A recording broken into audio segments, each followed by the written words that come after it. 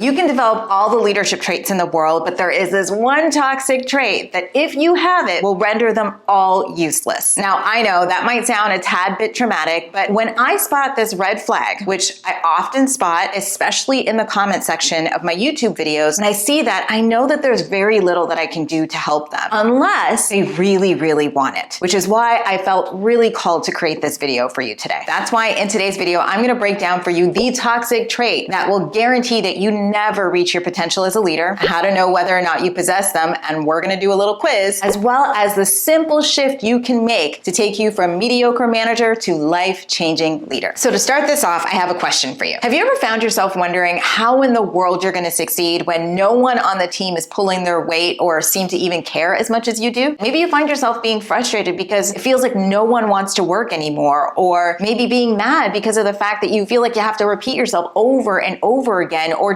defaulting to having to do the work because it feels like no one around you cares as much as you do. Now, if you found yourself kind of nodding along as I was going through any of those things and you were saying to yourself, yeah, Mac, I can relate to that. I feel those things. I've said those things. I've thought those things. And I want you to know that I've got some good news and I've got some bad news for you. But before I dive into that, I want to take a hot second and just call out something that I think is really important, which is the fact that the intent of this video is not to call anybody out, but simply to call you to a level of awareness. Because a lot of what I'm going to talk about today, I don't think is done intentionally. I think a lot of it happens because we feel like we need a break from a tough situation. Maybe we feel like we don't know where to start, what to do to turn things around. Maybe some of it can even stem back to childhood, right? Like, which personally I'm no expert in. I just know that, the way that we are brought up definitely impacts the actions that we take as adults. And so I'm aware of the fact that some of this can come up for a variety of reasons. So know that I am not pointing the finger at you. In fact, what I'm trying to do here is live by what I preach, right? I'm always on this channel saying that it's important that you have the necessary conversations with your team, no matter how difficult it is, because that is a demonstration of your care. And so I'm having this conversation, or I'm creating this video because I care and because I see it often. And so my hope is that by the end of this video, I can bring you to a level of awareness so that you start taking actions that serve you better. So here's the deal. If you found yourself kind of nodding along to some of the things that I said earlier, then there's a chance that you've fallen into the vicious cycle of what I call passiveness. Now, passiveness on the surface does not sound like it's that detrimental. However, what it does is it creates this posture of blaming, complaining, as well as drama, such as blaming our team for not having the skills to do the job, or complaining that we can never find anyone to do the work, or getting lost in the gossip and drama rather than really focusing on what we can control. Now, the good news is that you found this video, and even better than that, you're still watching. So that tells me that you want a change. So let's talk about the actions that you can take that will serve you better. Now, obviously, the next obvious question is, well, Mac, what is the approach that will serve me better? Well, it's simple. You want to develop a posture of ownership. And ownership is what allows you to have a hand in the outcome rather than allowing these circumstances to kind of take you along for the ride. So something that I've observed about people who take ownership is that they follow a formula. And this formula shows up a lot in the way that they react in situations that might seem a little bit difficult, or a lot difficult, to be honest. So the formula is that they take accountability, they accept responsibility, and then they take the appropriate actions in order to achieve better results, which, by the way, is a far more empowering way of being. So the question is, how do you show this in your leadership? So I want you to imagine that you are leading a team where maybe things aren't clicking. The morale is low, there's some frustrations, there's missed deadlines, and a general sense of confusion. What do? Well, for this, what I want to do is consider two different approaches. One approach would be toxic Tanya. So for toxic Tanya, she's sensing the same thing, right? She sees that there's missed deadlines. She sees that there is a general sense of confusion and frustration. And so she decides that she's going to host a hasty meeting to talk to her team. And here's what she says. Look, I gave everyone in this room every morsel of information that I had. If any of you were feeling lost or confused, it was your responsibility to come to me with questions. On the other hand, empowering Emma takes a completely different approach. Again, recognizing that there is some frustrations, some confusion, and missed deadlines, she decides to call a meeting, but with the intent of listening and understanding. Here's how she would approach it. Hey everyone, so I called this meeting today to do just kind of a quick debrief and talk about Project X. Specifically, I would love to hear your thoughts on what went well and where you think we might need some room for improvement.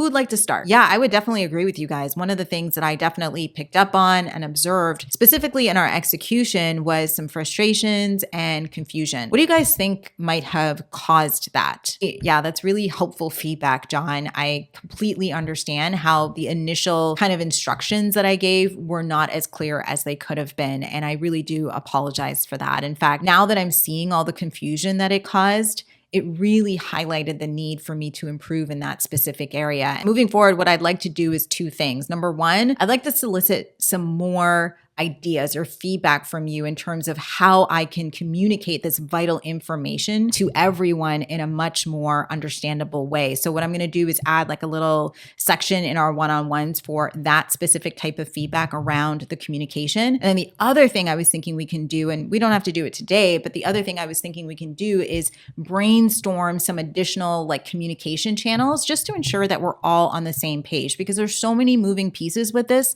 that I think just in the movement, it gets really crunchy. So I'd like for us to brainstorm that as well. What do you guys think? So what is it that we can learn in these two very contrasting approaches? Well, it's rooted in three key aspects: accountability, communication, and follow-up. So in the category of accountability, for example, toxic Tanya deflects blame. She comes in with a defensive posture by immediately saying, well, I gave you the information, and then shuts down any chance for a productive conversation. Whereas Emma is humble enough to acknowledge where she might have played a role in the outcome, admits the confusion, and takes responsibility for creating a better communication flow. Now, in the category of communication style, Tanya's communication is defensive, which made it one-directional and kind of repetitive, right? She's speaking at her team instead of with them, which doesn't leave enough space for feedback. Whereas Emma, on the other hand, embraces an ownership mentality, right? She comes out of the gate asking questions to help her determine what went wrong so that she can come up with a solution to fix it. And then in the category of follow-up, well, we know what happened, right? With toxic Tanya, there was no follow-up action because the meeting just ends with the same lack of clarity that caused the problem in the first place. Whereas Emma is proactive about outlining a few steps for improvement by adding a feedback loop so that her team members can suggest better communication methods. By taking ownership, Emma is the one that is setting the stage for future success. And here's how. Number one, when managers focus on solutions, it motivates their team to take action. Number two, when we dwell on problems, we are just simply wasting valuable time. Instead, what we want to do is think about the future and get people future thinking about what they can do differently to produce a better outcome. And then number three, work is just about a never-ending string of problems.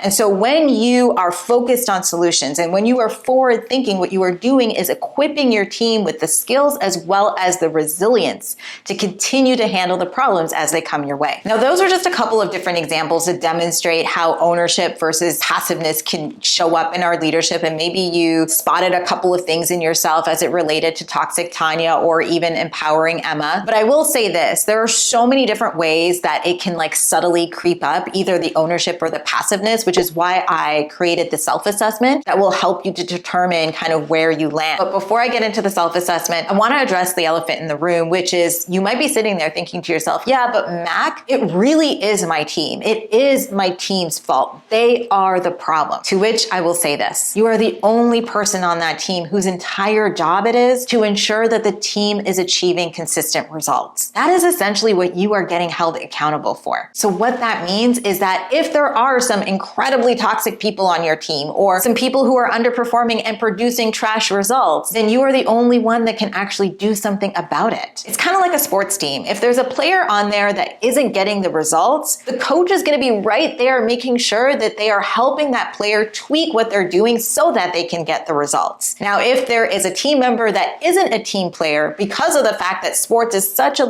team-oriented sport, you bet that coach is going to be there, talking to them. They're either going to bench them or completely remove them because they know that that is what is required to be a really, really good team. You're never going to hear that coach say to the league or the owners or whoever, yeah, yeah, that's a them problem. They want to win, which is why they will do whatever it takes to make sure that they have the right people in the right spots doing the right things so that they can achieve the results. So if your team is causing problems and they are negatively impacting the results, then take action. Take action by either setting expectations, by putting them on a performance improvement plan, by speaking to HR, or by simply terminating them, right? Because at the end of the day, you are the only one whose entire job it is to ensure that the team is winning. So just like that sports coach, you got to make sure you've got the right bench. You got to make sure you got the right people with the right skills doing the right things at the right time. So now it's the moment of truth. Do you have more of an ownership mindset, or do you have more of a passive mindset, or do you sit somewhere in the middle? I don't know, but it is time for our self-assessment or our little quiz, right? Pause this video first, grab a pen and paper and come back. And then what I want you to do as I'm going through the questions is maybe like beside the question, put a Y for yes, an N for no, and an S for sometimes. Okay, so let's go through this, starting with the first question. So the first question is, do I have a positive and proactive approach to work? Or do I tend to be more negative and discouraged by challenges? Number two, do I sound like a broken record in the complaints that I have about my team? Meaning, am I always complaining about the same thing over and over again? Number three, am I focused on achieving results and driving the team forward? Or do I dwell on past issues and limitations? Number four, do I actively listen to my team's concerns and ideas? Do I communicate goals, expectations, and progress updates clearly and regularly? Do I readily admit my mistakes and take responsibility? Or do I hate to say the words, I'm sorry? Do I view setbacks as learning opportunities and use them to improve processes? Am I open to feedback and willing to adapt my approach based off of new information? Do I empower my team members to take initiative and solve problems independently? Am I comfortable making decisions and taking calculated risks, or do I wait for very clear instructions? So how did you do? How many N's did you have? Listen, leave it in the comment section for me below, or let me know, let's say, what your biggest struggle was out of all of those, and I will definitely create some future content to help, because I definitely want to help. I know that sitting in reflection sometimes can be really, really difficult, right? Because sometimes we fall into these patterns and we don't even realize that we're in the pattern until like we're faced with the question, which is why these self-assessments and self-reflection is so helpful, because awareness is always the first step. So if it was the case that you found yourself maybe leaning towards the passive, maybe blame mindset of things, that's okay. Now you know, just take action, right? Take action to develop more of an ownership mindset, because like I said, that's the approach that is going to serve you, the team, and the results so much better. Because at the end of the day, as a manager, we really don't have the luxury of picking and choosing what we're going to be responsible for, right? Good, bad, or ugly, we have more control of the situation than we think or believe. Committing to an ownership mindset is so important, and I'm so proud of you, y'all, for sitting here through this video and going through this with me. Like I said earlier, I know self-reflection is difficult. It's not easy. That's why people don't like to do it. So I'm really, really proud of you for doing this work and for committing to doing better and being better. And it is really the foundation of having a really strong leadership core. But you know, this foundation is only the tip of the iceberg in a sense. That's because it's just one layer. And there are 4 other layers that you have to develop in order to become an effective leader that can achieve high performance results with your team. Guess what? I dive into each and every layer and everything you absolutely need in my Elevate Team Performance framework, which I present in my free on-demand microcast. So if you're ready to make an impact in your leadership, then definitely check out my free microcast at makitaandrews.com/microcast. I'm going to leave the link in the description box for you below as well,